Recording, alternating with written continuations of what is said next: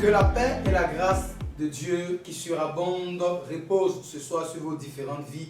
Grande est notre joie de vous retrouver, très nombreux ce soir, dans cette situation trouble que traverse le monde et particulièrement notre nation. Nous savons et gardons la foi que très bientôt nous verrons la gloire de Dieu se manifester sur notre nation. Voilà pourquoi nous nous retrouvons encore sur notre plateforme de bénédiction. C'est pour nous le temps de nous tourner vers notre orateur de ce soir, le père de la maison, le bishop Jean-François Komoué, pour nous donner le pain du ciel, la parole de Dieu. Bonsoir papa. Bonsoir, prophète Joël. Bonsoir également à tous nos spectateurs, tous ceux qui nous suivent lors de cette émission. Que Dieu vous garde. Sachez que le Covid-19 a fléchi genoux devant le nom de Jésus. Nous serons gardés, nous serons délivrés par la grâce de Dieu. Amen. Alors, nous nous retrouvons ce soir pour recevoir la parole de Dieu, celle que Dieu a placée sur vos lèvres pour nos frères et sœurs qui ont soif de la parole de Dieu. Bien-aimés, ce soir, nous voulons partager un sujet très important, un thème très intéressant, marcher dans la victoire. Marcher dans la victoire, évoluer dans la victoire. Voilà le sujet que nous voulons partager avec tous ceux qui nous entendent. Vous qui êtes là, vous qui me regardez, vous qui me voyez, vous qui m'écoutez, sachez que vous avez la possibilité de marcher dans la victoire. Naturellement, quand vous marchez dans la victoire, c'est pour pouvoir saisir de façon certaine votre victoire. Dans le livre de Matthieu, le chapitre 14, à partir du verset 22, il est écrit: aussitôt après, Jésus obligea les disciples à monter dans la barque et à passer avant lui de l'autre côté pendant qu'il renverrait la foule. Quand il eut renvoyé, il monta sur la montagne pour prier à l'écart. Et comme le soir était venu, il était là seul. La barque, déjà au milieu de la mer, était battue par les flots, car le vent était contraire. À la 4e veille de la nuit, Jésus alla vers eux, marchant sur la mer. Marchant sur la mer. Quand les disciples virent marcher sur la mer, ils furent troublés et dirent: c'est un fantôme. Et dans leur frayeur, ils poussèrent des cris. Jésus leur dit aussitôt: rassurez-vous, n'ayez pas peur, car c'est moi. Pierre lui répondit: Seigneur, si c'est toi, ordonne que j'aille vers toi sur les eaux. Et il dit: viens.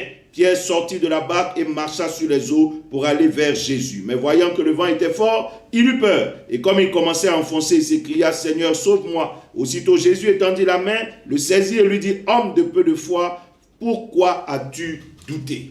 Donc voici ici un passage dans lequel on va retrouver Jésus-Christ qui marche sur la mer.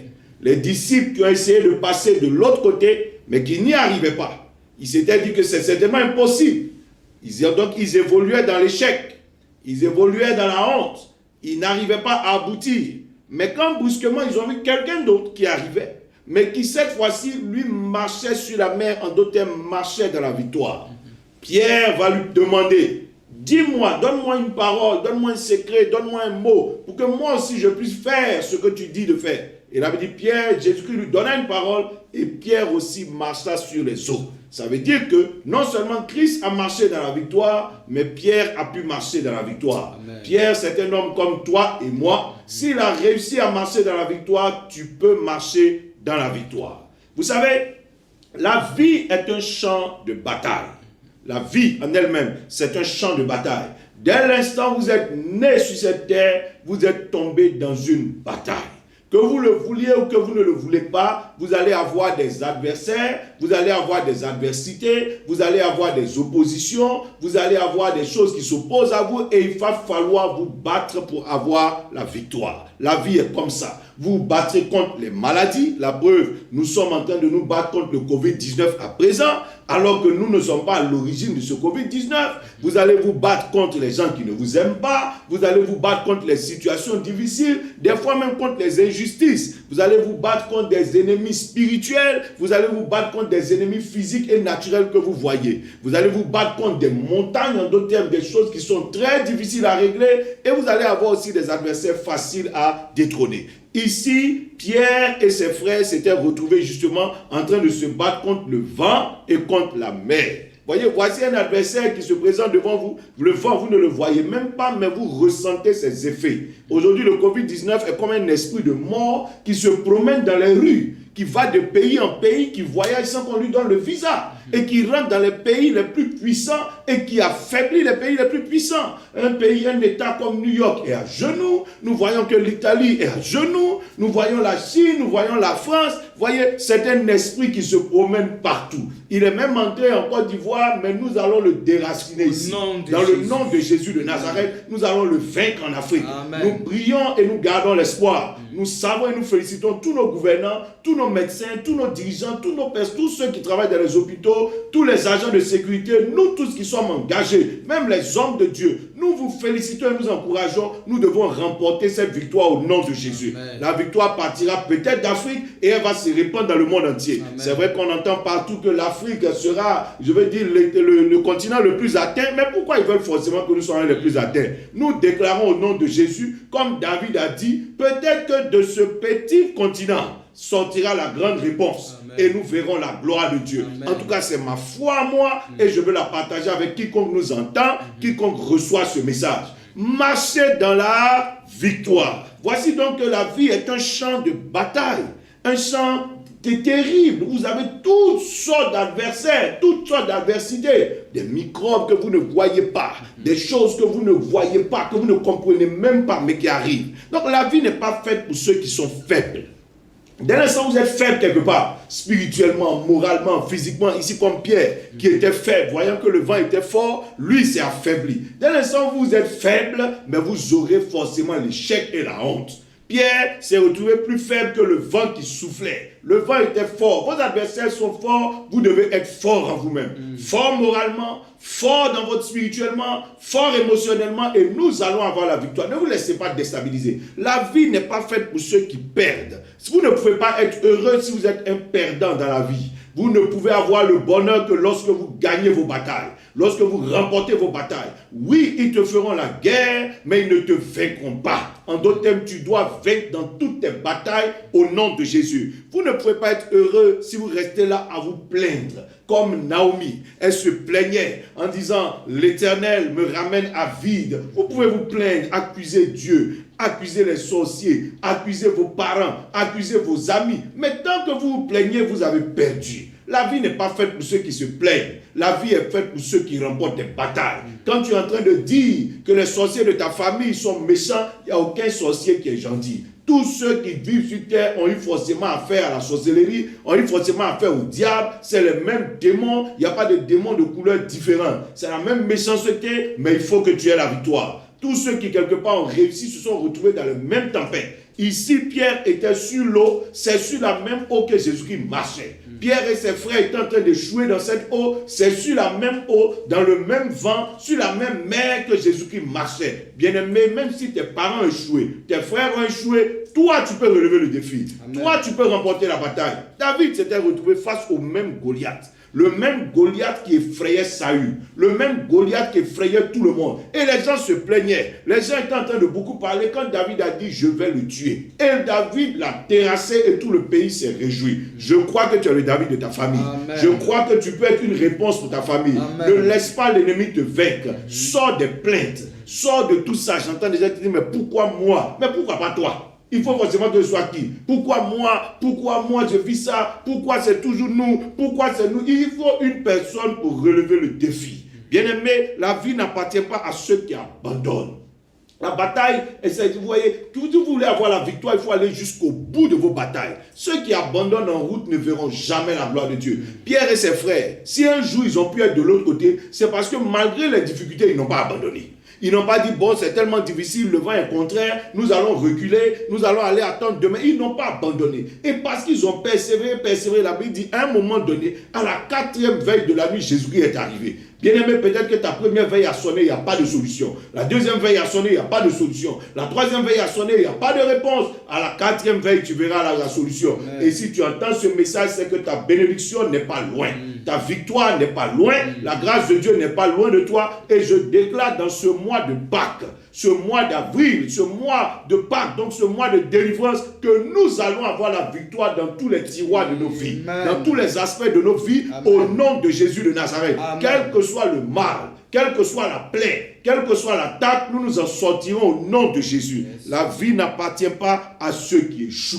La vie est pour ceux qui gagnent, ceux qui remportent, ceux qui ont la victoire. Et aujourd'hui, je veux t'inviter à cette victoire-là. Ne te laisse pas morfondre, emporter par l'échec. As-tu échoué déjà une fois? As-tu échoué 2 fois? As-tu échoué 3 fois? Tu n'es pas un échec. Tu peux te relever et avoir la victoire. 7 fois le juste tombe, mais 7 fois le juste se relève. Ce qui est important, c'est de terminer dans la victoire. Et je dis, tu gagneras. Je connais une femme qui a échoué plusieurs fois dans ses relations matrimoniales, ses relations conjugales. Ça n'allait pas. Mais à la fin, lorsque nous l'avons rencontrée, nous sommes entrés dans des prières de délivrance et par la grâce de Dieu, aujourd'hui, elle est mariée, elle a 2 enfants. Cette femme qui pouvait croire qu'elle allait se marier un jour, elle a connu tellement d'échecs qu'elle était totalement désespérée, au bord même du suicide. Mais aujourd'hui, elle est toute heureuse. Je bénis Dieu pour elle. La même chose peut t'arriver. Il ne faut pas abandonner. Tu ne seras pas un échec au nom de Jésus. Tu as une seule vie. Il ne faut pas que cette vie-là soit un échec. Tu t'en sortiras au nom de Jésus. Donc ce qui est important, c'est de marcher et d'évoluer dans la victoire.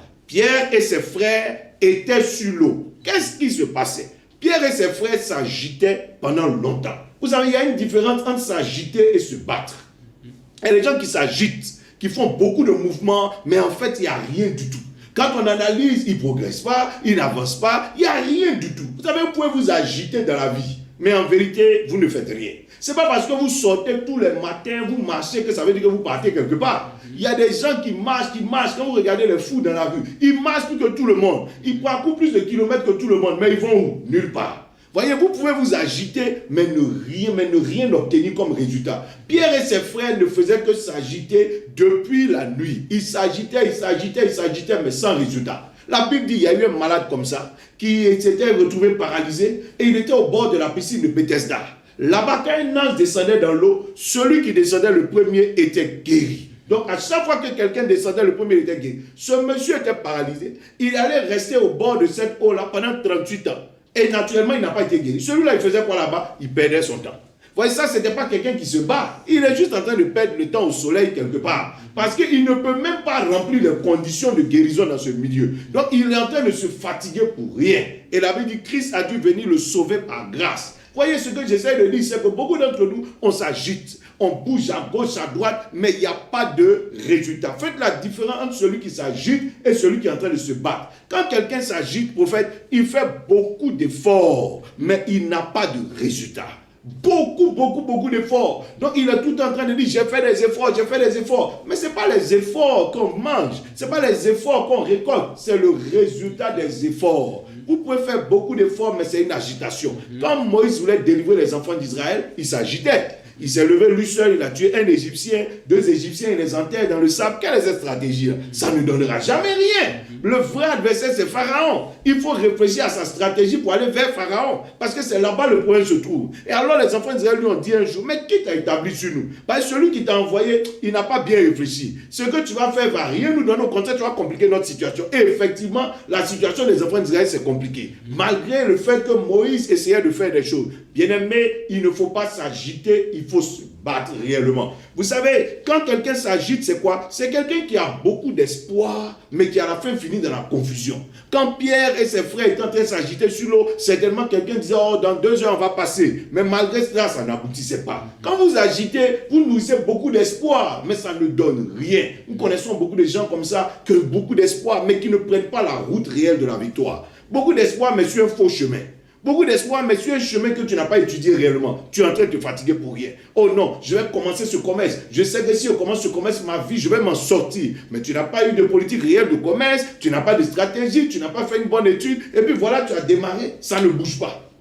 Tu es assis là, tu as mis tout ton espoir dedans et depuis ça ne donne rien du tout parce que tu n'as pas étudié la chose. Pierre était dans la barque avec ses frères. Il s'était donné beaucoup d'espoir en s'encourageant, mais ça ne donnait rien. Ça, c'est des agitations. L'espoir ne suffit pas pour avoir la victoire. Quand quelqu'un est en train de s'agiter, il gaspille beaucoup d'énergie. Il investit beaucoup d'énergie, beaucoup de temps, mais il ne progresse pas. Donc il se rend compte que j'ai mis mon argent dans telle chose. Mais tu as mis ton argent sur, par exemple, ce qu'on appelle une terre pierreuse. Tu as mis ton argent sur le long du chemin. Tu as mis ton argent sans vraiment avoir pris le temps d'arroser la terre, de travailler à ce que cet argent donne un résultat. Ce n'est pas parce que tu as investi que ça veut dire que tu vas moissonner. Il faut investir dans la bonne terre, investir dans la bonne saison, investir de la bonne manière et alors tu verras un résultat. Des gens, par exemple, ont investi sans prendre de garde sur quelqu'un qui, par exemple, n'était pas la bonne personne. Mais tu t'es fatigué pour rien. Je connais, par exemple, un ami, un frère qui est en Europe et qui voulait faire par un chant d'EVA ici à Abidjan.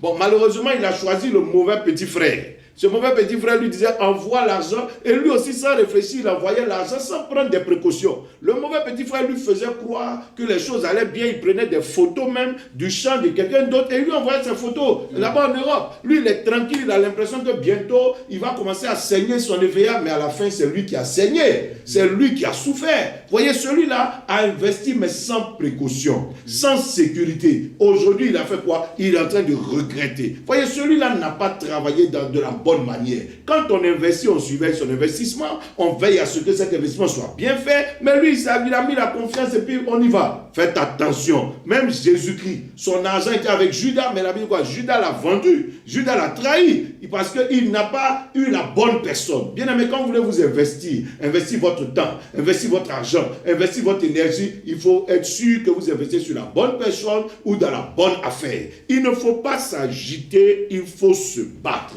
Quand quelqu'un s'agite, il passe tout son temps à recommencer. Il est tout en train de dire, ma vie est toujours un éternel recommencement. Pour Pierre et ses frères, jusqu'à la 4e veille de la nuit, j'imagine qu'ils ont dû recommencer à plusieurs reprises. Bon, on va réessayer, on va essayer ceci, parce qu'ils ne trouvaient pas la bonne stratégie. Nous devons trouver la bonne stratégie et nous battre enfin. Je prie que ta vie ne soit plus une vie où tu recommences toujours, mais une vie où tu avances. Une vie où tu progresses. Les années passent, il faut que tu avances. Les années s'en vont, il faut que tu avances. Si tu regardes bien, tu n'es plus le même. Tu n'as plus le même âge, tu n'as plus la même voix. Même tes cheveux commencent à devenir gris peut-être. Il faut que tu avances. Et si par hasard tu sembles avoir la même forme, tu n'as pas le même âge. Tes os ne sont plus les mêmes. Il y a des choses que tu ne peux plus faire. Il te faut avancer sérieusement. Au lieu de rester à tourner en rond, fais de vrais bilans et tu te rendras compte que peut-être tu n'as pas bougé, tu t'es beaucoup agité. Peut-être que tu as beaucoup bavardé, tu as perdu le temps. C'est l'heure d'avancer, c'est l'heure de marcher dans la victoire. Mon prophète, je crois que Dieu est capable de pousser quelqu'un de l'échec à la victoire. De l'échec à la victoire, disait notre évêque. Évêque, nous avons une question. Quelles sont les causes de l'échec dans la vie de quelqu'un qui a constaté que sa vie est un éternel recommencement? Ici, prenons l'exemple de Pierre. Pierre et ses frères, pourquoi ils échouaient? Alors que c'est Jésus qui leur a dit, passez de l'autre côté. Oui, le souhait de Dieu est que ta vie passe de l'autre côté. Ils étaient où? Ils étaient au désert. Le souhait de Dieu est que tu quittes le désert pour aller dans une bonne saison. Ils étaient où? Dans le lieu de la pauvreté, où il y avait à peine 5 pains de poisson. Le souhait de Dieu est que tu quittes la pauvreté pour aller dans la prospérité. Ils étaient où? Dans le lieu où, au contraire, la foule, donc au milieu des personnes qui n'avancent pas mais qui reculent. Dieu veut que tu avances. Donc quand Jésus leur dit passer de l'autre côté, il est en train de leur dire quoi? Passer dans le camp de la prospérité, dans le camp de la bénédiction, dans le camp du succès. Et je prophétise sur toi qui m'entends que ta vie passera de l'autre côté. Amen. Du côté du bonheur, du côté de la gloire, du côté du succès, du côté de la bonne santé, du côté de la victoire au nom de Jésus de Nazareth. Amen. Et Jésus leur demandait de passer de l'autre. Qu'est-ce qui a provoqué l'échec? Première chose, le vent était contraire. Le vent était contraire, veut dire quoi? Les circonstances n'étaient pas favorables. Donc voilà des causes déjà d'échec. Les circonstances dans lesquelles je me retrouve. Le vent était contraire. Les circonstances n'étaient pas favorables. Joseph, par exemple, avait eu des rêves en son temps. Mais Joseph a eu des rêves dans une famille qui n'acceptait pas ses rêves. Son père n'acceptait pas ses rêves, ses frères n'acceptaient pas ses rêves. Donc il est dans une famille qui s'oppose à lui. Et il essaie de composer avec ces personnes-là pour réussir. Ça ne va pas marcher.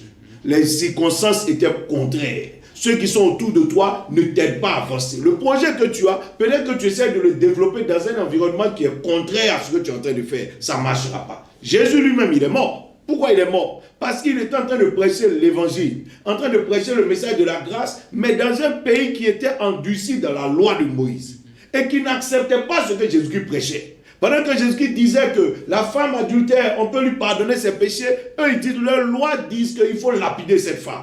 Pendant que Jésus-Christ disait que le sabbat était fait pour l'homme, donc on peut racheter un homme le jour du sabbat, eux ils disaient que le jour du sabbat on ne doit rien faire. Et vous voyez que quand Jésus-Christ est en train de prêcher ce message dans un environnement qui ne l'acceptait pas, dans un environnement endurci dans la loi, Jésus-Christ est mort. Quand l'environnement est contraire à ce que vous êtes en train de faire, vous allez forcément échouer. Vous voyez, ici, la deuxième chose, la mer était comment agitée. Le terrain était donc difficile. Sur le terrain, je me mets à vouloir travailler, mais le terrain est difficile. Je ne peux pas planter des arachides sur un terrain qui ne peut pas recevoir les arachides. Donc je me mets à développer une activité, un projet, mais sur un terrain totalement difficile. Je ne m'en sortirai pas. Ça va être difficile pour moi d'avancer parce que le terrain n'a pas été bien étudié. Les disciples se sont retrouvés sur un terrain très difficile. Donc une chose qui pourrait se faire facilement ailleurs, mais sur ce terrain-là, c'est compliqué. Vous voyez, des fois même, une femme, par exemple, peut être vertueuse, mais elle est tombée sur un mari compliqué, un monsieur bizarre. Vous voyez, on ne sait pas où il est quitté avec toutes ses lois et tous ses principes. Cette femme ne va même pas sentir l'avantage même d'être une femme vertueuse. Elle va souffrir parce que voici un monsieur, on ne le comprend pas. On ne sait pas ce qu'il veut, on ne sait pas ce qu'il pense. Jamais on ne sait. Tout ce que tu fais, il y a problème avec ça. Donc tu vois que là, elle est tombée sur un terrain difficile. Alors qu'une femme même peut ne pas être très vertueuse, mais si elle est tombée sur quelqu'un qui est bien, qui est compréhensible, qui est doux, on aura l'impression que cette femme est une bonne femme. Tout dépend du terrain sur lequel tu es tombé. Monsieur, toi qui me regardes, j'espère que tu n'es pas un terrain comme ça pour ta famille. Madame, toi qui me regardes, j'espère que tu n'es pas un terrain comme ça pour ta famille. Où tu suspectes tout, tu soupçonnes tout, ça devient compliqué de vivre avec toi. Le mariage, c'est fait pour le bonheur. Quand tu vis avec quelqu'un, rends la personne un peu heureuse. Rends la personne qui est à côté de toi un peu heureuse. La vie est déjà difficile, le Covid-19 est partout. Il ne faut pas compliquer la vie des gens qui sont avec toi. Parce que je sais que dans cette affaire, il y a des gens dans leur famille, à force d'être confinés, ils vont faire que des histoires. Passer leur temps à se battre, passer leur temps à faire que des histoires. À présent, le Covid-19, nous tous, il ne faut pas devenir un Covid-18 pour ta femme.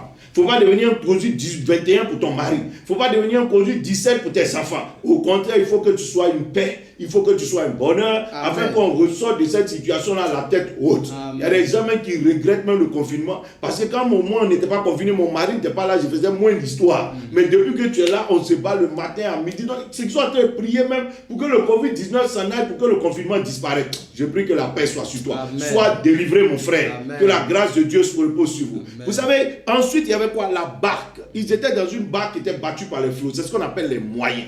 Quand les moyens que j'ai sont faibles, les moyens que j'ai ne sont pas assez puissants, ne sont pas assez importants, je vais forcément échouer. Ça ne marche pas. Je n'ai pas les moyens qu'il faut. Donc Pierre avait une barque et ça ne suffisait pas. Il se bat malgré tout, mais il n'a pas les moyens qu'il faut. Je prie que Dieu vous ouvre une porte. La Bible dit, lorsque Jésus-Christ est arrivé et qu'il a mis son pied dans la barque, les choses ont bougé. Quand vous avez de l'aide et des moyens qui s'ajoutent à vous, peut-être que cette activité peut bouger, soit te donne 500 000. Peut-être que cette activité peut bouger, soit te donne 1 million, soit te donne 2 millions. Il y a des gens ici, suivis d'un petit financement, ta vie avance. Mais c'est les moyens qui font défaut. Quand Pierre était dans la barque, la Bible dit, il était avec ses frères, il n'avait pas la compagnie qu'il faut. Quand vous n'avez pas les relations qu'il faut, vous n'avez que des relations faibles. Tu as beaucoup de numéros dans ton téléphone, mais il n'y a personne qui peut t'aider réellement. Ton téléphone sonne matin, midi, soir, mais ta vie est la même, parce qu'il n'y a pas un seul numéro qui peut te délivrer. Mais le jour où Jésus-Christ a mis son pied dans la barque, la Bible dit la barque a avancé. Il y a des personnes que vous rencontrez et leur intervention dans votre vie vous aide à avancer. Amen. Mais quand vous n'avez pas le bon contact, vous n'avez pas la bonne relation, vous n'êtes pas le bon allié, le bon partenaire, votre vie reste à la même place. Pierre n'avait pas le bon allié. Il avait comme quelqu'un comme Thomas, qui lui-même est incrédule auparavant. Il avait quelqu'un comme Judas, qui s'apprête à vous trahir, à vous vendre. Il avait des gens comme Matthieu, des gens qui n'étaient pas faits pour avancer. Et c'est avec cette équipe-là qu'il essayait de bouger. Ça ne peut pas marcher. Voici des gens même qui ont vu Jésus-Christ réussir et qui passent leur temps à le critiquer. C'est un fantôme. Vous savez, il y a des gens comme ça qui échouent. Hein? Et puis, lorsqu'ils voient quelqu'un qui réussit, ils ont toujours quelque chose à dire sur la personne qui réussit. Tu marches avec des gens comme ça, tu n'avanceras jamais. Parce qu'ils se sentent bien dans l'échec. Mais Pierre s'est démarqué, il a dit quoi? Moi, je pars pour réussir. Je vais avancer. Je vais imiter celui qui avance. Je vais imiter celui qui réussit. Et il a dit, Pierre a fait quelques pas quand même sur l'eau. Je prie que Dieu t'aide à avoir une bonne équipe. Que Dieu t'aide à avancer. La dernière chose que je pourrais nommer ici, c'est quoi? L'absence de Christ dans la barque. Donc les disciples se battaient sans Dieu. Ils comptaient sur leur propre force. Ils comptaient sur leur propre énergie. Vous savez, vos objectifs sont fixés dans votre tête, sont fixés par vous. Mais pour accomplir ces objectifs, des fois, il vous faut des forces extérieures. Il fallait Jésus-Christ dans la barque pour que la barque puisse avancer. Quelle que soit la stratégie qu'ils auraient mis en place, ils allaient jouer. Des fois, il faut que Dieu soit avec toi pour réussir.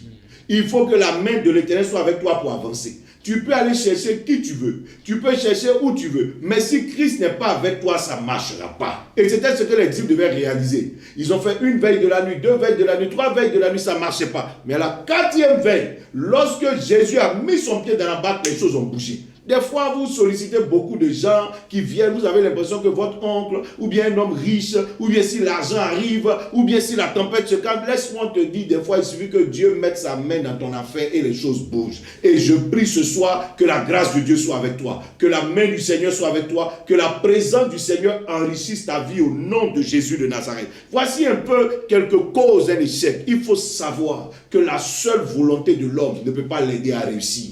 L'homme veut. Pierre voulait avancer. Il était déterminé pour avancer. La preuve même, il est prêt même à marcher sur l'eau, à se jeter sur l'eau pour avancer. Mais la volonté ne suffit pas. L'homme était limité. Pierre était limité. La Bible dit, voyant que le vent était fort, ça veut dire quoi? Il s'est retrouvé dans ses limites. Il a eu peur, il s'est enfoncé. C'est naturel. L'homme est limité dans ses capacités. L'homme est limité dans son pouvoir. L'homme est limité dans ses possibilités, mais Dieu est illimité. Jésus pouvait dire à la mer, tais-toi. Jésus pouvait marcher sur la mer. Jésus pouvait délivrer quelqu'un de la mer. Dieu est capable de te sortir de tous tes problèmes. Lorsque tu as de la bonne volonté, il faut que la grâce de Dieu soit avec toi. Il faut que la main de Dieu soit avec toi. Il est écrit, avec Dieu, nous accomplirons des exploits. Aujourd'hui, nous sommes en train de chercher sa solution à cette pandémie. Oh, je prie que les nations se tournent vers l'Éternel, que les nations crient à Dieu, que nos gouvernants invoquent le Seigneur, que tous les médecins commencent à invoquer le Seigneur. Là où l'homme ne peut pas, Dieu peut nous délivrer. Dieu peut intervenir, il peut nous sortir de cette situation. L'orgueil de l'homme souvent le perd. La preuve aujourd'hui, aucune nation ne peut être orgueilleuse. Les nations les plus terribles, bizarrement, sont les nations les plus à genoux. Nous qui sommes les petits Africains, nous sommes ici, c'est pas encore bien rentré ici et ça va pas bien rentrer aussi. Amen. Au nom de Jésus de Nazareth. On ne comprend pas pourquoi ça a commencé dans les nations les plus puissantes. Tout ça pour dire que l'orgueil de l'homme a fléchi. Humilions-nous devant le Seigneur et crions à Dieu. Le ciel va s'ouvrir. Ce que la terre ne peut pas nous fournir, le ciel nous le donnera. Au nom de Jésus de Nazareth. À vous entendre parler, mon évêque, nous sentons que la vie qui est cachée dans la parole de Dieu se trouve sur vos lèvres. Une question me démange. Comment marcher dans cette victoire à la lumière de la parole de Dieu? Très très bonne question. Mais je vais répondre en 2 étapes. D'abord, comment les disciples, qu'est-ce qui faisait que les disciples évoluaient dans l'échec? Quelle est la cause? Qu'est-ce qui se passait? Comme un homme, eux on a parlé d'eux, c'est le vent contraire, mais quelqu'un chez lui là-bas, il n'est peut-être pas dans une barque. Quelles sont les vraies causes de l'échec? Comment un homme peut-il marcher dans l'échec? Voyez, quand vous marchez sous malédiction, vous marchez dans l'échec. Quand vous marchez sous malédiction, vous pouvez vous débattre comme vous voulez, mais la malédiction vous bloque. Ça, c'est une donnée spirituelle.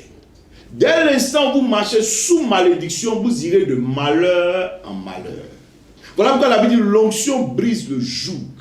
Il faut qu'on détruise la malédiction pour que votre vie passe de l'échec à la victoire. Aussi longtemps que vous avez une malédiction cachée dans votre sang, cachée dans votre nom, cachée dans votre vie quelque part, si cette malédiction n'est pas brisée, vous irez d'échec en échec. On a vu cela dans la parole de Dieu. Jacob, voici un monsieur qui est né d'Abraham et d'Isaac. Voici un monsieur qui est né, qui a pour père Isaac, le grand Isaac. Mais il se trouve que Jacob a été maudit à sa naissance. On l'appelait Jacob, qui veut dire trompeur, supplanteur. Son père ne l'aimait pas. Bien que Jacob ait vu la bénédiction de son père prononcée sur lui, mais son nom n'avait pas changé, Jacob est allé de difficulté en difficulté jusqu'à ce que l'ange le délivre de la malédiction cachée dans son nom. Vous savez, si vous avez une malédiction dans votre vie, vous marchez sous cette malédiction, vous marchez sous échec déjà. Pour que vous puissiez passer dans le camp de la victoire, il faut que la malédiction soit remplacée par la bénédiction. Parce que aussi longtemps que la malédiction demeure, vous échouerez. La veuve de Sarepta, elle était une femme de foi, une femme pieuse. Mais il se trouve que Élie avait maudit la saison. Et la Bible dit, l'huile de la femme ne faisait que finir. La farine ne faisait que finir. Et la mort était proche d'elle. Parce que la malédiction régnait dans l'atmosphère. Lorsque Élie est rentré chez elle, Élie a déclaré, et ainsi dit le Seigneur, et il a brisé la malédiction dans la maison de la femme. Il lui a dit, ainsi dit l'Éternel, l'huile et la farine ne manqueront pas ici. Et la Bible dit, cette femme a eu à manger pendant plus de 3 ans. Pourquoi? Parce que la malédiction a été brisée. Toi qui m'entends, je déclare que toute malédiction qui est dans ta vie, cachée dans ton sang familial, cachée dans ton nom, cachée dans tes mains, que cette malédiction soit brisée au nom de Jésus. La Bible dit, un figuier a été maudit par Jésus. Le figuier a séché. Vous savez, quand vous avez une malédiction, vous êtes sec sur le plan spirituel. On vous voit comme ça, mais en vérité, vous n'êtes même pas capable de porter des fruits. Jésus a dit, parce que j'ai maudit ce figuier, que personne ne puisse en manger le fruit. Ça veut dire que le figuier peut être arrêté là, mais jamais il portera de fruits. Vous savez, quand vous êtes maudit, vous pouvez vous battre, mais vous n'aurez pas de résultat. Le fruit ne viendra pas. Le fruit de vos labeurs ne viendra pas. Et des gens peuvent se dire, mais je ne sais pas, je fais tout ce que je peux, mais je n'ai pas de fruit. Quand les enfants d'Israël étaient maudits au désert, ils tournaient en rond. Ce désert n'était pas aussi long que ça. Mais ils ont fait des années et des années dans le désert sans jamais en sortir. Aucun fruit malgré tous leurs efforts. Pourquoi? La malédiction régnait. Quand la malédiction s'est brisée, Dieu a dit à Josué, passe le Jourdain. En 3 jours, ils ont passé le Jourdain. Quelque chose qu'ils n'ont pas pu passer pendant des années. Tu as besoin de délivrance. Tu as besoin qu'on prie pour toi. Tu as besoin que la malédiction soit brisée. Tu as besoin d'être délivré de ce joug. Et alors tu verras la gloire de Dieu. Lorsque quelqu'un marche dans la désobéissance, il marche dans l'échec. Dans la désobéissance, la vie est réglée. Vous ne pouvez pas marcher comme vous voulez et penser que vous allez vous en sortir. Il y a des règles à suivre. Il y a des lois dans cette vie. Vous ne pouvez pas faire ce que vous voulez et vous en sortir. Il faut obéir aux règles de la vie. La vie est une chose réglée. Le soleil se lève, le soleil se couche. La terre tourne autour du soleil. Il y a des règles dans la vie. Tu ne peux pas manger comme tu veux et être en bonne santé. Tu es obligé de manger selon les règles. Tu ne peux pas dormir comme tu veux et être en bonne santé. Tu es obligé de dormir selon les règles. Si tu ne dors pas, tu ne passes pas le temps qu'il faut dans le sommeil, tu vas avoir des problèmes de santé. Tu ne peux pas prendre ton cœur, te comporter comme tu veux ton cœur et puis être en bonne santé. Le cœur n'est pas fait pour être tout en colère ou bien garder des rancunes. Tu vas tomber malade. Il y a des gens qui, très jeunes, tu as des problèmes du sein d'estomac. Pourquoi? Parce que tu as emmagasiné tellement de mauvais sentiments en toi. Tu ne peux pas parler comme tu veux et puis avoir la paix. Tu parles à certaines personnes, tu vas avoir le résultat. Le résultat, c'est que tes relations se cassent. Tout se brise autour de toi. Tu perds tout le monde. Pourquoi? Parce que tu ne parles pas selon les règles. Tu n'agis pas selon les règles. Quand quelqu'un se comporte selon les règles, il voit sa vie faire quoi? Il voit beaucoup de choses arriver dans sa vie. La Bible dit, Jésus qui a dit à ses disciples, il dit, il n'y a pas quelqu'un qui ayant abandonné tout pour me suivre n'aura pas des amis. Pourquoi? Parce qu'il marche comme un disciple. Disciple veut dire soumis à une discipline. Donc il marche selon les règles que je vais lui montrer. Quand vous marchez selon les règles que Christ va montrer, vous respectez les gens, vous pardonnez aux gens, vous aimez les uns les autres. Naturellement, vous aurez des amis. Les gens vont s'ajouter à vous. Parce que vous faites bien, vous vous comportez bien, vous êtes vrai, vous êtes juste, vous marchez comme il faut marcher, vous êtes loyaux, vous donnez, vous faites du bien aux gens. Naturellement, vous aurez des amis, vous aurez des maisons, vous aurez des ouvertures partout où vous allez. Mais si vous ne marchez pas selon les règles, vous n'obéissez pas aux lois de la vie, vous n'allez pas vous en sortir. La Bible dit, Dieu a dit à Josué, si tu veux réussir, marche dans les lois que Moïse t'a montrées. Marche dans les règles que Moïse t'a montrées et tu t'en sortiras, tu réussiras dans tout ce que tu fais. C'est parce que tu marches dans la désobéissance aux règles qu'aujourd'hui peut-être tu es malade. Aujourd'hui, voici, nous sommes dans cette période de Covid-19. Il y a des règles qui nous ont été données. Il faut te tenir à 1 mètre l'un de l'autre au moins. Il faut se nettoyer, il faut se laver les mains. Avec le savon, les gens m'ont dit 20 secondes au moins. Il faut pouvoir utiliser tous ces produits-là. Il faut pouvoir mettre des masques que lorsqu'on parle. Il faut rester confiné. Il faut éviter dans nos nations, on a dit quoi? Aujourd'hui, on a un coup-feu à partir de 21h. Ce sont des règles. Tous ceux qui ne suivent pas ces règles vont se retrouver dans des problèmes. Le Covid-19 ne connaît ni la richesse, ni la grandeur, ni la pauvreté, ni ton titre. Il prend tout le monde. Pourvu que tu respectes les règles, tu vas t'en sortir. Tu peux être le plus petit de ta famille. Tu respectes les règles, tu ne seras jamais malade. Tu peux être le plus pauvre de la nation. Tu respectes les règles, tu ne seras jamais malade. Comme tu peux être le plus riche aussi, le Covid-19 ne respecte pas la richesse de quelqu'un. Des grands dans ce monde sont aujourd'hui détectés positifs. On se demande, mais comment lui là, il a fait pour être positif? Mais le Covid-19 ne respecte pas son argent ni son titre. Il faut respecter les règles. Vous qui m'entendez, suivez les règles qui sont données par nos gouvernants et vous vous en sortirez au nom de Jésus. Bien-aimé, si quelqu'un marche dans l'orgueil, il marche dans l'échec. Quand vous pensez que vous pouvez tout faire, vous n'avez pas besoin des gens, vous traitez même les autres avec mépris, vous tombez. L'orgueil précède la chute. L'orgueil précède la honte. Quand quelqu'un se croit, je ne sais pas qui. Regarde, aujourd'hui, voici une petite maladie qui nous a fait comprendre que l'homme ne vaut rien.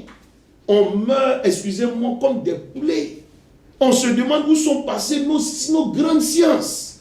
Où nous allons jusque sur la Lune. Mais le Covid-19 est en train de nous mettre à terre.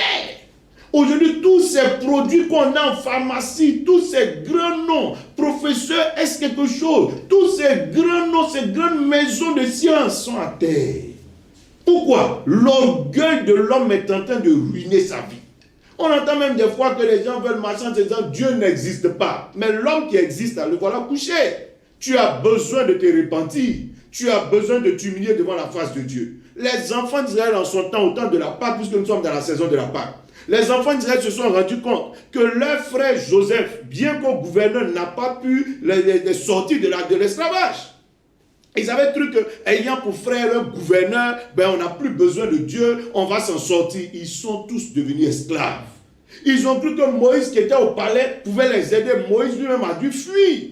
Mais quand ils se sont humiliés devant Dieu, pour reconnaître qu'ils ne peuvent pas se sortir d'affaires par leur propre force, alors Dieu dit, j'ai entendu leur cri et je suis descendu pour les délivrer. Et ils ont été délivrés. Bien-aimés, je prie que Dieu nous entende. Humilions-nous et nous verrons la grâce de Dieu venir. L'orgueil précède la chute. Quand vous marchez dans l'orgueil, déjà la date de votre prochaine honte, votre prochain échec est déjà fixée. Bien-aimé, quand quelqu'un marche dans la solitude, il marche dans l'échec. Il n'est pas bon que tu sois seul. Des fois même, tu n'as pas grand-chose. Mais si tu tombes et qu'il n'y a personne à côté de toi, tu es mort. Des fois, il suffit d'une petite personne, peut-être un homme dans la Bible, c'était un grand monsieur, un chef d'armée, l'armée de la Syrie, donc un grand pays. Il avait une petite fille hébreu chez lui. Le monsieur, bien qu'il soit le chef de l'armée, était lépreux. Il avait la lèpre et ça n'allait pas. La petite fille l'a pris, patron, je peux te conduire chez un prophète qui va t'aider. À cause du fait qu'il a accepté que cette petite fille le conduise, il a rencontré le prophète Élisée et le monsieur s'en est sorti. Pourquoi? Quand il était seul, il était lépreux. Mais avec des personnes, il a vu quoi? La gloire arriver. Il a vu la guérison arriver. Des fois, on a l'impression que oh non, moi, j'aime pas me mêler, j'aime rester seul, j'aime évoluer seul. Seul, vous perdez la bataille souvent. Seul, vous échouez. Il vous faut forcément des partenaires, il faut des amis, il faut des alliés. Naturellement, il faut marcher dans les règles des relations. Ne croyez pas que non, nous, on se suffit. Tu te suffis, ça veut dire quoi? Aujourd'hui, aucune nation ne se suffit. Les États-Unis cherchent de l'aide quelque part, la France cherche de l'aide quelque part, les Africains cherchent de l'aide quelque part. Nous avons besoin les uns des autres. Tu as besoin de moi, j'ai besoin de toi. Bien-aimé, quand quelqu'un marche dans le désordre, il marche déjà dans l'échec. La vie est ordonnée. On ne peut pas marcher dans le désordre et réussir. Quels sont des fois, je donne des conseils à ceux qui prient. Je demande, mais comment tu pries? Comment tu as organisé ta vie de prière? Oh papa, dans ce temps, ma vie de prière a baissé, mais je n'arrive pas à comprendre, je n'arrive pas. Mais est-ce que tu as un emploi du temps même de prière? Parce que Dieu, dès la Genèse chapitre 1, a organisé les jours. Et on voit qu'il définit l'emploi du temps. Lui-même, Dieu, c'est en 7 jours qu'il a créé. Avec un bon emploi du temps. Premier jour, il fait ça. Deuxième jour, il fait ça. Troisième jour, il fait ça. Et ce n'était pas toujours, ce n'était pas des répétitions. À la fin, il a fini, s'est reposé. Quel est ton emploi du temps, toi? Pour que tu arrives à remplir toutes tes tâches. Quand nous étions à l'école primaire, on étudiait beaucoup de matières. Mais à cause de l'emploi du temps, on faisait souvent 12 matières sans se rendre compte.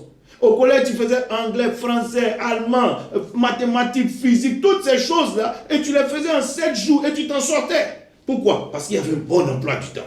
Mais aujourd'hui où tu es dans la vie active, tu es dans ta vie spirituelle, quel est ton emploi du temps? Tu médites quand? Tu lis, tu pries quand? Tu adores quand? Tu loues Dieu quand? Tu sers Dieu quand? Et quand tu n'as pas d'emploi du temps, tu t'agis, tu fais beaucoup d'efforts, mais rien de bon. Tu n'avances pas, tu n'aboutis pas.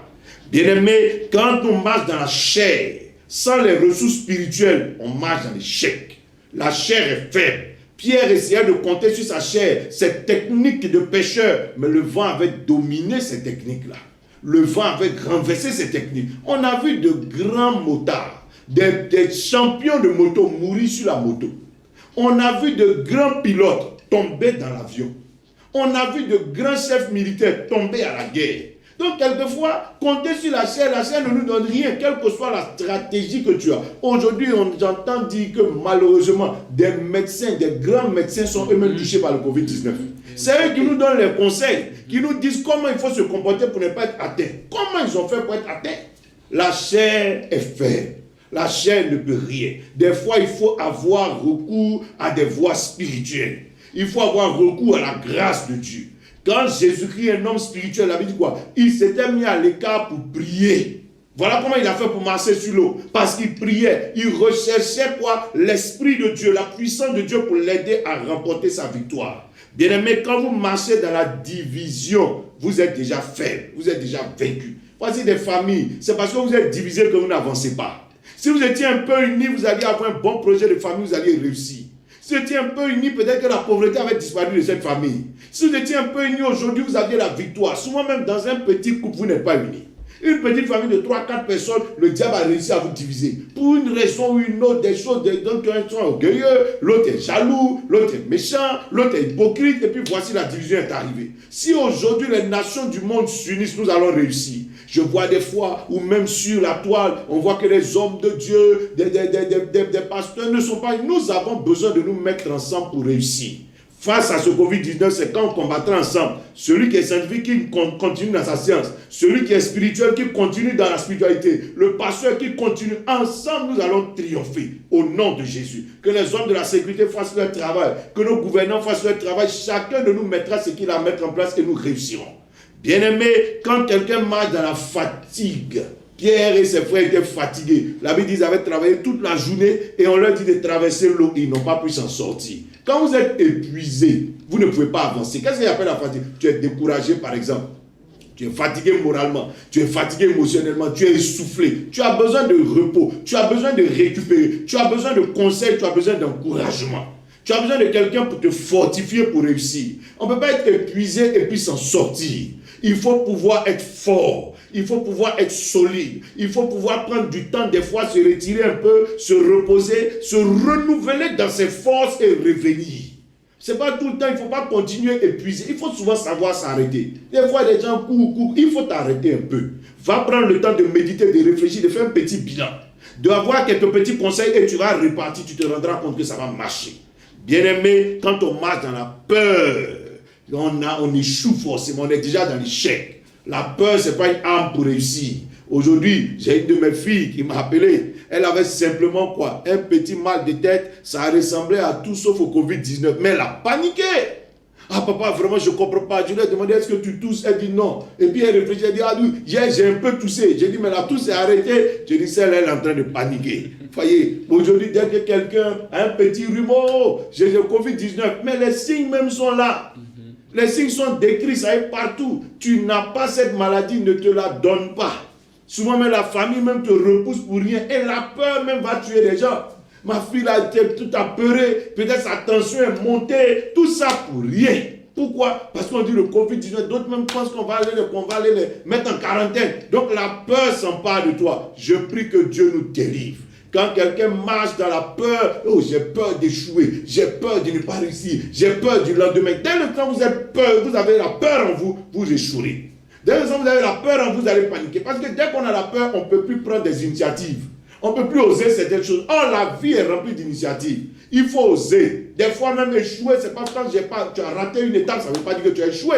Ça a été un peu difficile, mais la prochaine fois, tu t'en sors. Il ne faut pas marcher dans la peur, il faut marcher dans la foi et dans l'assurance. Voici quelques raisons qui poussent des personnes à échouer. Si vous bannissez ces raisons-là, vous évoluerez dans le succès au lieu de l'échec. Prophète, voilà ce que je peux dire à ce niveau. En deuxième niveau, je parlerai peut-être de comment quelqu'un caché dans le Seigneur peut réussir sa vie. Je vous donnerai 7 petites clés qui vont vous aider à réussir votre vie. Première chose importante, marcher en Christ. Christ est un cadre de victoire que Dieu a donné à l'homme. L'être humain a échoué dans sa vie. La preuve aujourd'hui, nous déclarons que nous avons réussi. Mais certaines situations nous font comprendre qu'on se flatte. On se leurre. C'est devant les gens que tu crois que tu as réussi. Parce que ceux qui sont en face de toi peut-être n'ont pas ce que tu as. Tu crois que tu as réussi. Un petit problème te met à terre. Nous n'avons pas encore réussi. Aux yeux de qui tu crois que tu as réussi? Quand quelqu'un a réussi, il est heureux et heureux tout le temps. Il s'en sort tout le temps. Aujourd'hui, nous paniquons dans le monde entier. Mais ça, ce n'est que le Covid-19. Mais combien de maladies il y a dans le monde dont nous ne connaissons pas la solution? Je vous assure que le paludisme continue à tuer encore plus que le Covid-19. Il y a encore beaucoup de maladies. J'ai entendu aujourd'hui un papa qui a un problème d'insuffisance rénale. Ça n'a rien à voir avec le Covid-19. On a entendu des AVC à gauche et à droite. Ça n'a rien à voir avec le Covid-19. Les gens meurent encore d'autres maladies. Mais on déclare qu'on a réussi alors qu'on n'a pas réussi. J'ai vu des gens mourir dans les hôpitaux et dans les pays les plus grands. Donc on a réussi. C'est pour ça que c'est parce que j'ai réussi à aller dans cette clinique. Mais aujourd'hui, même si on dit à quelqu'un, voici, tu es malade, prends un billet d'avion, va aux États-Unis, il va dire qu'il ne va pas. Ça veut dire quoi? L'argent et les visas, ce n'est pas des signes de réussite. Aujourd'hui, on préfère rester en Afrique. J'ai vu des gens quitter Abidjan, aller au village. Parce que le village semble être plus en sécurité. Oh, hier, on disait qu'au village, il y a la sorcellerie. Celui qui est au village, il est pauvre. Mais aujourd'hui, si on t'envoie vers l'aéroport, tu auras l'impression qu'on veut te maudire. Bien-aimé, tu vois, qu'est-ce que la réussite? La seule réussite que Dieu nous a donnée se trouve en Christ. Réussir, c'est être capable d'assurer sa vie présente, sa vie de demain et même sa vie dans l'éternité. Aussi longtemps que vous n'avez pas garanti votre vie aujourd'hui, votre vie de demain et votre vie surtout dans l'éternité, vous n'avez pas encore réussi. Donc, en Christ, vous réussirez. Toi qui m'entends, peut-être que tu n'as pas encore donné ta vie à Jésus-Christ, c'est le temps de le faire. Seigneur Jésus-Christ, j'ai entendu parler de toi. Je ne te connaissais pas. Mais ce soir, je t'ouvre mon cœur. Entre dans ma vie. Que tout ce qui est échec, tout ce qui est malédiction soit brisé. Lave-moi par ton sang, pardonne mes fautes. Accorde-moi ton esprit et donne-moi d'évoluer sur le chemin de la vie éternelle. Au nom de Jésus. Amen. Cherche un pasteur, cherche une église vivante et tu continueras à évoluer dans ta foi chrétienne. Bien-aimé, quand quelqu'un est en Christ, tu es passé de la mort à la vie. Tu es passé de la malédiction à la bénédiction. La sorcellerie ne peut plus rien contre toi. Le diable ne peut plus rien contre toi. Les démons ne peuvent plus rien contre toi. Et tout ce qui était difficulté au niveau spirituel et au niveau naturel va se briser au nom de Jésus. Dieu est capable de te donner la victoire. Quand vous êtes dans le Seigneur, vous marchez déjà dans la victoire. Bien-aimé, la deuxième chose importante, c'est la vie de prière. La prière sollicite l'intervention de Dieu. La Bible dit Jésus-Christ pria. Il s'est mis à l'écart pour prier. Quand vous voulez réussir, il faut solliciter Dieu. Il faut que l'Éternel soit avec vous. Dieu a dit à Jérémie, je serai avec toi. Il a dit à Moïse, tu vas réussir ta mission de délivrance des enfants d'Israël parce que je serai avec toi. Moïse demandait, qui suis-je? Dieu a dit à Moïse, ce n'est pas le problème de pas qui tu es. Parce que quand tu auras été le roi, ça ne sert à rien. Mais ce qu'il faut, c'est que Dieu soit avec toi. Bien aimé, nous réussirons notre sortie de cette saison si Dieu est avec nous. Et comment Dieu est avec nous, invoquons-le. Il a dit aux enfants d'Israël pour la Pâque, il dit, j'ai entendu vos cris et j'ai vu vos souffrances. J'ai entendu vos prières. Notre Dieu est un Dieu qui a des oreilles pour entendre. Et si nous crions à lui avec foi, il nous répondra. La prière. Ne vous engagez jamais sans la prière. Priez Dieu. Vous êtes à l'hôpital, priez Dieu. Les médecins sur lesquels vous comptez, eux-mêmes vous déclarent qu'ils paniquent, qu'ils ne se retrouvent plus. Alors que généralement, l'homme, c'est vers la médecine, vers la science. Quand tu mets un produit dans ton corps, tu te dis, ce produit va travailler. Aujourd'hui, ils ne savent même plus quoi utiliser. Est-ce la chloroquine? Est-ce autre chose? On ne sait plus. Paracétamol. Aujourd'hui, tu es malade, on dit, prends Doliprane. Depuis quand Doliprane, tu vois, nous avons besoin de prier. Et la prière de la foi guérira le malade, dit la parole de Dieu. La prière de la foi permettra à la main de Dieu d'intervenir. J'ai un médecin qui prie avec nous à l'église. Il devait subir une opération chirurgicale. On lui a dit que l'opération était risquée, il pouvait s'en sortir paralysé parce que c'est une opération vers sa colonne vertébrale. Bien aimé, ce médecin est venu à l'église et nous avons prié. Et il a été guéri sans aller à l'hôpital. Il est encore à l'église ici. Il travaille même dans une organisation internationale. On aurait pu dire c'est quelqu'un qui a confiance en la médecine. Oui, la médecine est bonne, mais Dieu est meilleur.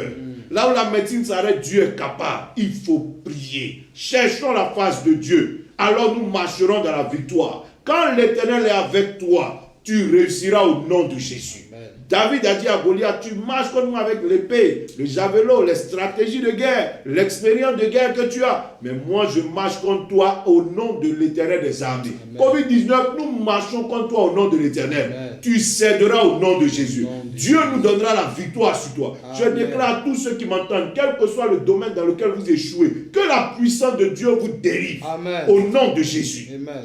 Bien-aimé, il faut pouvoir marcher dans la foi en Dieu. Vous savez, Dieu exauce les prières, mais il nous arrive selon notre foi.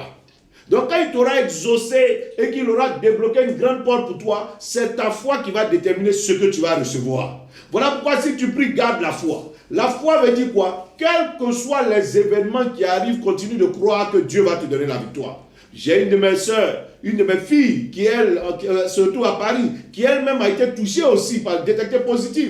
Elle s'est retrouvée à l'hôpital, nous avons commencé à prier avec elle.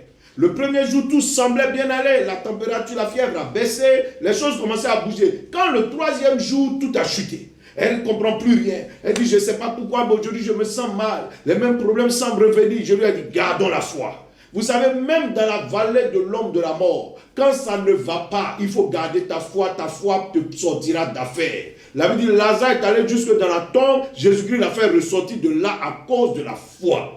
Si tu crois, tu verras la gloire de Dieu. Si tu crois, tu verras Dieu te délivrer. Il faut garder la foi. Quelqu'un qui marche dans la foi, marche dans la victoire. Quelqu'un qui marche dans la foi, marche dans la victoire. La foi garantit que la puissance de Dieu agira dans ta vie. La puissance de Dieu se manifestera dans cette situation. Ne perdez pas espoir, ne perdez pas l'assurance. Même si la prophétie tarde, attends-la. Elle arrive certainement. Même si la délivrance tarde, attends-la. Cette délivrance arrive certainement. Même si la guérison tarde, on attend et on sait que ça viendra et nous attendons dans la foi. Et même si la solution Covid-19 est en train de tarder, nous savons que nous allons nous en sortir. Amen. Et je prophétise que cette saison de Pâques sera notre saison de délivrance. Amen. Cette saison de Pâques sera notre saison de victoire. Amen. Cette saison de Pâques sera notre saison où Dieu va nous donner la supériorité. Au nom de Jésus. Lorsque vous marchez dans la victoire, vous marchez sous couverture spirituelle. Dieu vous donne alors une couverture spirituelle. Vous voyez que Moïse a eu sa victoire parce que Jéthro était avec lui. Josué lui-même a eu la victoire contre Amalek dans le livre d'Exode, chapitre 16. Pourquoi? Parce que Moïse, sa couverture spirituelle, était avec lui. Qui prie pour toi? La Bible dit, Jésus-Christ lui-même a dit à Pierre, le diable t'a réclamé, mais j'ai prié pour toi. Bien-aimé, qui est ta couverture spirituelle? Je prie que tu aies un bon pasteur. Quelqu'un qui est consciencieux et qui prie pour toi. La Bible, croyez en Dieu, mais confiez-vous à ses prophètes. Et alors, quelqu'un priera avec toi. Qui est-ce qui se tient à la brèche des fois pour toi? Vous savez, des fois, nous sommes faibles, nous sommes seuls. Il m'est arrivé, moi, d'être malade à un moment donné. Et pendant que j'étais plongé dans cette maladie, j'ai eu recours à mon Père dans la foi, qui a élevé la voix et qui a prié pour moi. Aujourd'hui, je suis guéri, je continue mon ministère. Mais si je n'avais pas de couverture spirituelle, au moment où cette attaque arrivait, comment est-ce que j'allais m'en sortir? Je prie que tu trouves quelqu'un de bien. Arrête d'être orgueilleux. Même Jésus-Christ a trouvé Jean-Baptiste sur son chemin. Et Jean-Baptiste a plongé dans les eaux du baptême. Nous avons tous besoin de quelqu'un. On a tous besoin d'un repère. On a tous besoin d'une personne pour nous aider. Bien-aimé, marcher dans la victoire, c'est marcher avec de bons conseillers. Faute de conseillers, on échoue. Quand on n'a pas les conseillers qu'il faut, ça ne marche pas. Qui sont tes conseillers? Des fois, tu as une femme mariée, ta conseillère, c'est une femme célibataire. Quel conseil va te donner? Quelle expérience est là? Toi, tu travailles, quelqu'un ne travaille pas, c'est cette personne qui est au chômage qui te donne des conseils. Comment est-ce que tu vas t'en sortir? Il faut chercher quelqu'un qui est expérimenté dans ton domaine. Dans le domaine où tu es, et alors tu réussiras. Si aujourd'hui tu veux faire, par exemple, il faut ouvrir un garage de mécanique. Tu viens me voir en tant qu'homme de Dieu, je vais te donner des conseils spirituels. Mais je ne suis pas mécanicien. Je ne peux pas te donner de stratégie pour ouvrir ton garage de mécanique. Je ne suis pas mécanicien.